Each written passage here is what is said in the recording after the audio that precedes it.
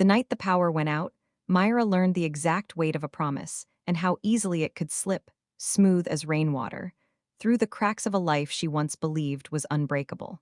Lightning stitched the sky in crooked seams over Wrenfield, and the old sycamores scraped their winter-bare fingers against the row houses as if trying to pry them open.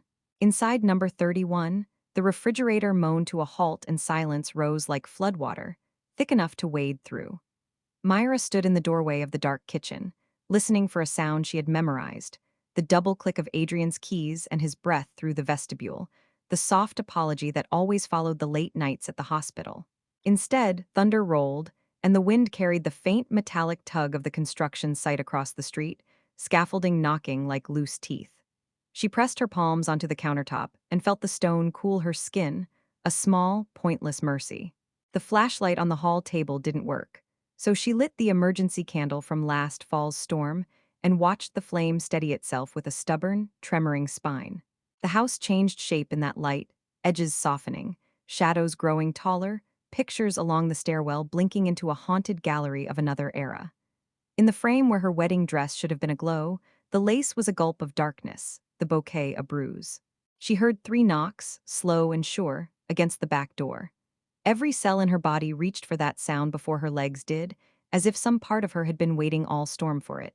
When she opened the door, the wind pushed in and so did Eli Ruiz, the contractor from the site across the lane. Hood up, face rain damp, that same practical kindness he wore like a tool belt, reliable and worn. "You've got a loose gutter spike and your side gate's breathing," he said, voice low enough to share space with thunder. "Mind if I latch it?" Myra almost laughed at the phrasing. Gates that breathed, houses that took on lungs and ribs in bad weather. "Please," she said, stepping back, the candle moving with the draft, a pilgrim light. He set his toolbox down with care, as if it carried sleeping birds. He'd been around for months, measuring, hauling again. They'd traded neighborly nods and storm updates, and the kind of small talk that disguises itself as harmless, but is actually a quiet study. She'd come to recognize the way he glanced at the sky, as if negotiating with it. He seemed like the sort who could hold up a roof with his hand and ask the storm to please hurry. Eli's kindness felt unperformed, loose at the edges, the opposite of Adrian's tight, orchestrated competence that left no room for chaos and no room for her to be messy inside it. After he secured the gate, Eli stood in the threshold again, water running from his jacket in thin, silver threads. "You okay for light?" he asked. "Or I can set you up a work lantern for the night, battery-powered, quiet one." Myra looked at the lantern in his hand and saw more than a lantern. She saw a room changed, a night made simple, a face across from her illuminated in small, generous circles. "Yes," she said, too quickly, then quieter. "Yes."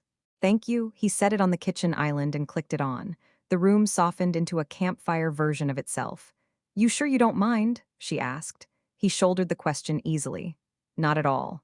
We look out for each other on this block."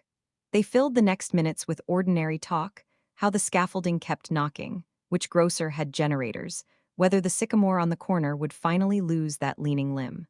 Each sentence made the room warmer, not in temperature, but in the exact human way warmth can be made where there is none. Somewhere in the wind, the construction tarp flapped, a battered flag calling no country. When another crack of thunder sent the lantern's light quivering, Myra surprised herself by touching the steel handle, stabilizing it as if it were a living thing. Eli noticed and smiled, something gentle that did not mistake gratitude for invitation. "I can stay until the worst passes," he said. "If you want, if you want." 2 words that opened a room she had forgotten existed. Most of her recent life had been built of need and should and must, grown-up scaffolding, professional oaths, calendars with texts that might as well be sirens. Want was a language she hadn't spoken in months.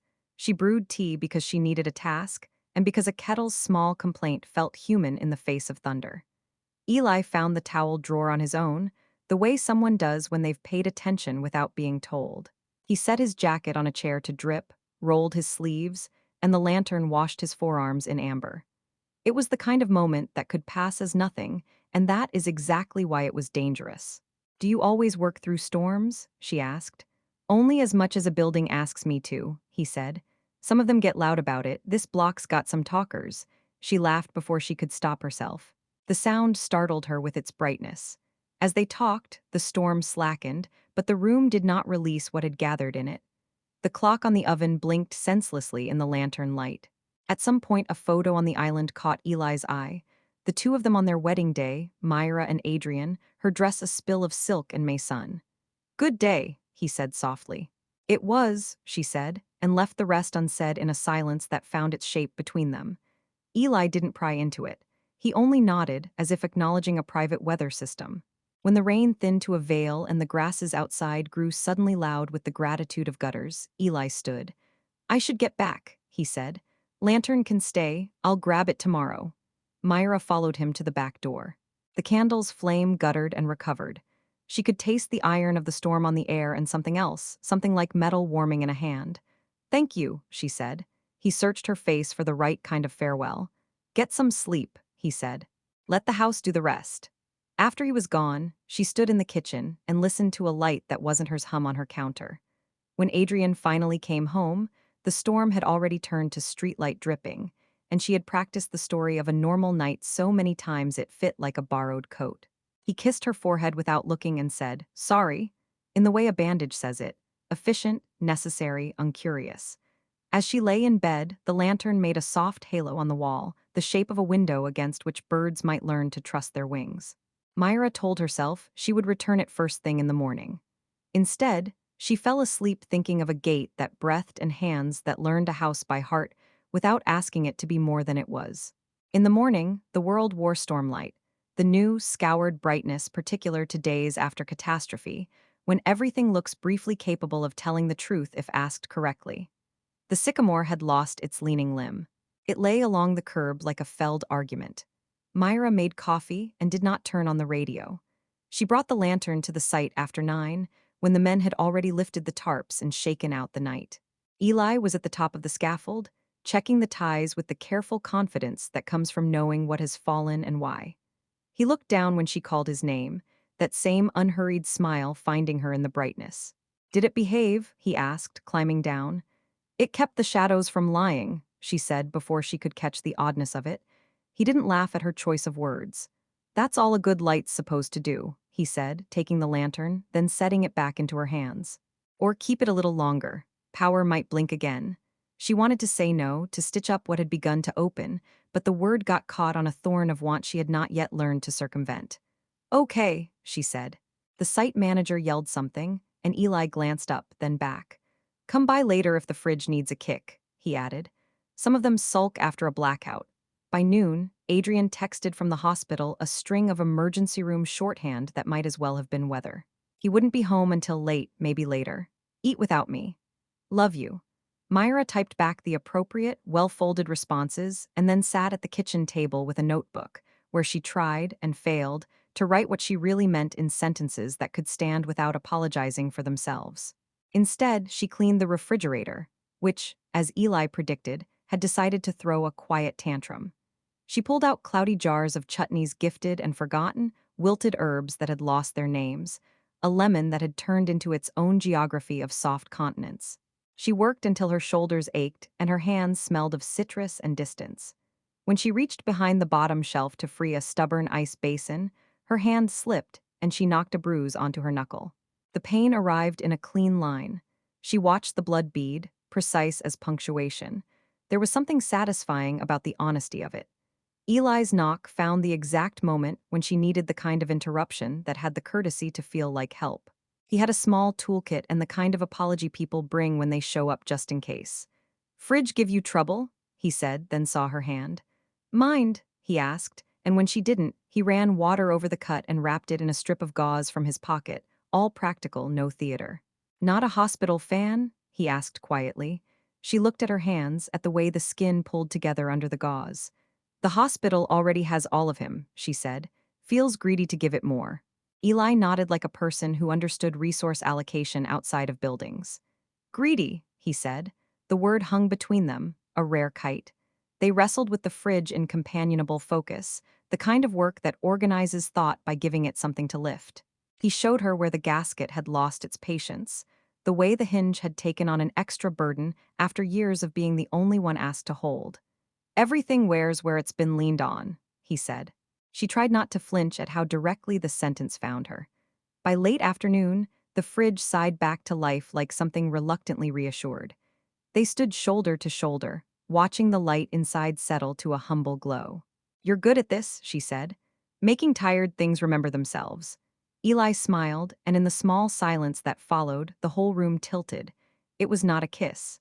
It was what comes right before a kiss, a threshold so exact it feels like stepping onto water and finding, impossibly, a board hidden underneath. His hand hovered at her elbow, hers at his jaw's edge where stubble met the tender stubbornness of a man's face. The refrigerator hummed, oblivious. They both stepped back at the same time and laughed, startled by their own mercy. "I should," he began. "Yes," she said. He gathered his tools like a person collecting himself. At the doorway he paused. "He's lucky," Eli said, "to be loved like that." Myra almost asked whom he meant, Adrian or the house, but she knew. After he left, the kitchen kept the shape of him, the way rooms do when someone has not just passed through, but has looked deliberately at their corners. She texted Adrian a photo of the fixed fridge and typed, "Fixed it." He sent back a thumbs up, and the kind of heart that means gratitude and habit in equal measure. That night, in bed, she studied the ceiling and imagined she could hear the house settling into a new decision. Somewhere between wakefulness and its softer cousin, Myra remembered the day a patient's wife had looked directly at her and said, "Do you know what it's like to be married to a man who belongs to everyone?" Myra had held the woman's hand and told her that belonging is not a zero-sum game. She wasn't sure she believed it. When sleep finally came, it came in hungry. She dreamed of a lantern on a wide, dark sea, and a gate that exhaled like a living thing, and hands that knew just how much pressure a hinge could take before protest turned to break. Rumors on a block travel faster than weather and with less respect for physics.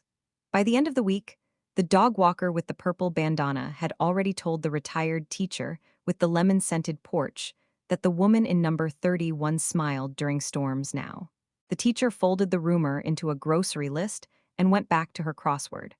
Myra tried to live as if nothing had changed, even as everything was rearranging itself with a quiet insistence.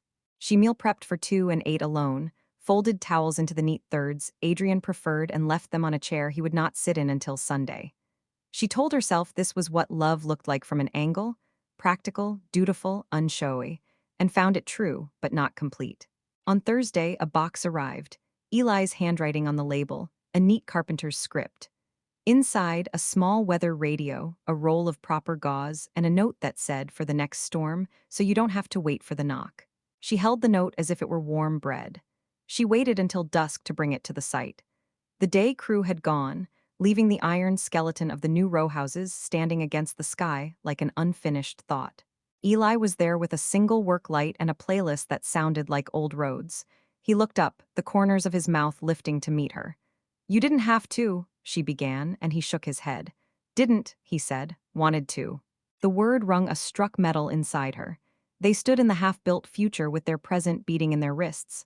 "Walk," he suggested, gesturing toward the skeleton stairs. They climbed to the second floor, where there would eventually be a living room with some family's arguments, and Christmas lights, and ordinary fights about shoes. For now it was framing and air, and the kind of space that filled itself with whatever story you brought inside it. "It's beautiful," she said, "even like this." Eli leaned his arms along the top rail and looked out at the block. "There's a moment before drywall," he said, "when a place shows you all its bones and asks, 'Can you love me like this too?'" She didn't realize she was crying until he turned, and the look on his face made it impossible to pretend her eyes were only shining in the wind. "I don't know what to do," she said, the confession wearing no perfume, nothing to make it prettier than it was. "I promised a life, and I keep wanting something that doesn't fit in what we built." Eli did not offer absolution or instruction. He handed her a clean shop rag, the kind made for honest messes. "Want and Vow can't share a bed forever," he said, "not without one of them sleeping on the floor." She laughed on a sob that felt like cutting a new window. "What did you do?" she asked. "When it was your life." Eli looked back at the framing, at the spaces where windows would hold winter. "I stayed," he said, "for a long time, until staying made me mean." He turned to her with the kind of gentleness that made a person want to be honest. "Don't let love make you mean." They were quiet long enough for the blue evening to decide to be full night. He reached for her hand, and this time she did not flinch. The touch was not a beginning so much as an admission of one that had already happened. When he kissed her, It was at the exact center of a future room. A kiss that tasted like rain warmed on scaffolding, and all the other impossible specifics that make something real. It would be convenient now to say the choice was simple and kind. It wasn't. They were both adults with taxes and obligations, and entire neighborhoods that might or might not forgive them. They broke apart with the care of people who had just built something fragile with their mouths. I can't be a secret, Eli said, not unkindly, even if I have to be patient. When Myra went home, she sat on the front steps and felt the block hum under her. The retired teacher with the lemon porch looked up from her book and nodded, a blessing without words. Myra nodded back, folded the weather radio into her lap, and understood that waiting was a decision, and so was not. Adrian got home after midnight. He was bone-tired and beautiful in the way people are when their bodies have been borrowed all day for some greater good. He fell asleep in the chair with his shoes on. Myra knelt to untie them and felt the kind of love that terrifies because it is stubborn and good, the kind that doesn't shrink just because something new arrives beside it. She placed his shoes side by side like a prayer. At dawn, she wrote him a letter. It said the true things in small sentences. When you are gone, the house stops breathing right. I have been lonely in a crowded room with your voice beside me. I found a light I didn't know I was allowed to ask for. I want us to look at the actual bones. She folded it and put it in a mug she knew he would reach for. He didn't, not that morning. The block woke to ladders and birds and a rumor of inspectors. The city had posted orange notices on the site's fence. Routine, Eli said, but his jaw did a small, unhappy thing and Myra saw it. Inspections pulled schedules taut and left no slack for mess, no room for hearts to argue while beams were measured. Myra waited for Adrian to read the letter. He didn't. He moved through the morning like a well-rehearsed scene, touching his watch, checking a chart on his phone, kissing the crown of her head like putting his signature on a permission slip. When the door closed behind him, she felt anger join the room, sharp, efficient, and bright as antiseptic. She carried the mug to the sink and the letter slipped, dampening, the ink wavering into the truth of it. She pressed it flat on a towel and watched words try to hold. It occurs to her that some structures fail not from force but from neglect, not from storms but from the faithful weathering of days no one named. By noon she had made a decision that was not the final decision, but a step with its own weight. She went to the site and found Eli arguing softly, but firmly with a man whose clipboard wore the authority of the city. You can't put a beam there where a fire wants to run, the inspector said, and your tiebacks need another inch. Eli nodded, his hands at his sides, palms open. We'll make it right, he said. When the inspector left, Eli turned to her and without preamble asked, Are you okay? She loved him for that, no transition from beam to heart, just the same priority he gave to structures he cared about. I wrote him, she said. He didn't read it. Eli's mouth softened. Then you'll say it out loud, he said. Or you won't, but you'll know which. She was about to answer when a sound ripped the day, the kind people describe afterward as a gunshot, though it was only wood remembering a pressure too long held. The scaffold yanked, shuddered, then settled with a sick lurch. Eli was already moving, already calculating. Back, he shouted to the two workers near the base. Clear the east frame. The second crack was louder. A tieback had been lazy, the inspector not wrong, its anchor giving up all at once. Eli grabbed a support post and took on a lever angle, body against physics like a person who has decided, briefly, to borrow the stubbornness of gods. Call it in, he said without looking, and Myra was already dialing 911, already giving cross streets, already speaking the language of crisis she'd learned by loving someone who sprinted toward it. The scaffold held. It held because the men listened, and because the neighborhood had always been better at catching than the city believed. It held because sometimes beams are just waiting to be told how. When the sirens wailed, then receded into paperwork and advisories, Eli sat on the curb and wiped his forehead, hands shaking in the quiet way hands do after surviving. Myra sat beside him. They looked at the sycamore stump across the street, its rings telling a story they weren't ready to translate.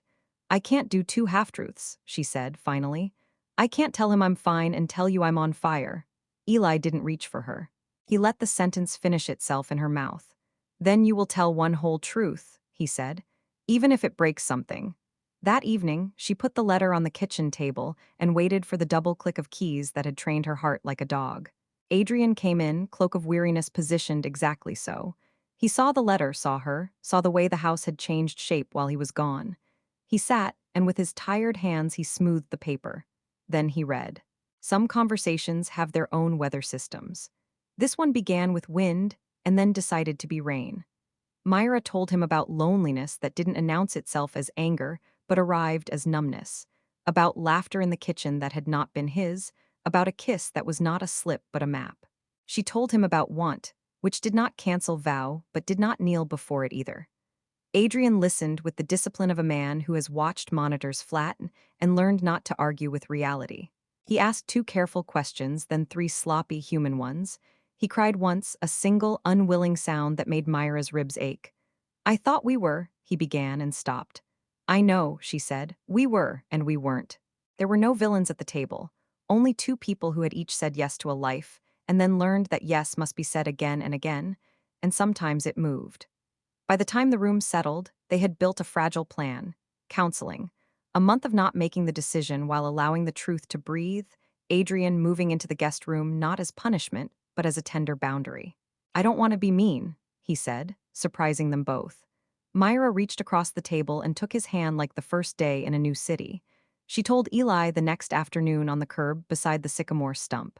We're not choosing yet, she said, but we aren't pretending either. Eli looked at her as if she were a structure he respected. I can live inside truth, he said, even if it's an interim home. Weeks rearranged themselves. The block learned new routes for its rumors and chose kindness more often than not. The scaffolding returned to lawful angles, and the inspector came back with the stiff humility of a man who has been reminded that all authority is borrowed. Myra and Adrian showed up for counseling like people who had decided to pay attention to the bones as well as the paint. Spring reached the sycamore stump with green insistence. Eli hung the final gutters on the new row house, whistling something that made the neighbors open their windows. On a day that smelled like wet stone and soap, Myra stood in the half-finished living room and watched sunlight lace itself through the new framing. She thought of vows and wants and the difference between walls and cages. Adrian arrived late, but he arrived. He stood beside her, hands in his pockets, a man choosing to look where it hurt. It's beautiful like this, he said softly, bones showing and all. She turned to him and knew, with that deep, calm knowing that comes only after a storm has had the dignity to name itself, that whatever they decided, it would be a whole truth. The night it rained again, the gate breathed in its sleep. The lantern on Myra's counter glowed a gentle, ordinary light. She no longer needed it to make the shadows honest. They were doing that themselves.